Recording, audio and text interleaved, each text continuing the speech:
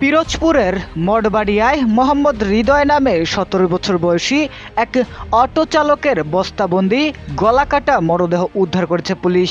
বৃহস্পতিবার ২৩ অক্টোবর বিকালে উপজেলার বাহেড়তলা আগলি বাজারের সড়কের মজিবুল হকের বাড়ির পাশের খালের ধারে এই মরদেহটি পাওয়া যায়। নিহত হৃদয় উপজেলার কবুতরখালী গ্রামের আলমগীর পয়লানের ছেলে। নিহতের পিতা আলমগীর পয়লান জানান, গত মঙ্গলবার বিকেলে হৃদয় অটো রিকশা নিয়ে বাড়ি থেকে বের হয় আর ফিরে আসে না। পরদিন সকালে নিহত হৃদয়ের বাবা মঠবাড়িয়া থানায় একটি নিখোঁজ ডায়েরি দায়ের করেন। বৃহস্পতিবার বিকেলে খালের পাশে পড়ে থাকার খবর পেয়ে ঘটনাস্থলে গিয়ে তিনি তার ছেলের মরদেহ শনাক্ত করেন।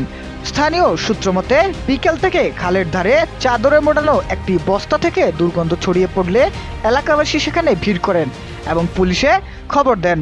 পরে মঠবাড়িয়া থানা পুলিশ ঘটনাস্থলে গিয়ে বস্তাটি খুলে ভিতরে থাকা অটো চালক হৃদয়ের অর্ধগলিত মরদেহ উদ্ধার করে। পুলিশ জানায়, নিহতের গলাকাটা ও পেটের গভীরে ক্ষতচিহ্ন পাওয়া গেছে। প্রাথমিকভাবে ধারণা করা হচ্ছে তাকে হত্যা করে বস্তায় ভরে খালে ফেলে দেওয়া হয়েছে। ঘটনাস্থল পরিদর্শন করেন মঠবাড়িয়া সার্কেলের অতিরিক্ত পুলিশ সুপার পার্থ চক্রবর্তী এবং থানার ভারপ্রাপ্ত কর্মকর্তা ওসি আব্দুল আল মামুন। মঠবাড়িয়া থানা ইন্সপেক্টর আব্দুল হালিম তালুকদার বলেন, খাল থেকে অটো চালক হৃদয়ের অর্ধগলিত লাশ উদ্ধার করা হয়েছে। নিহতের পরিবারের সদস্যরা মরদেহ শনাক্ত করেছেন। মামলা দায়ের ও ময়নাতদন্ত সহ প্রয়োজনীয় আইনি প্রক্রিয়া চলছে।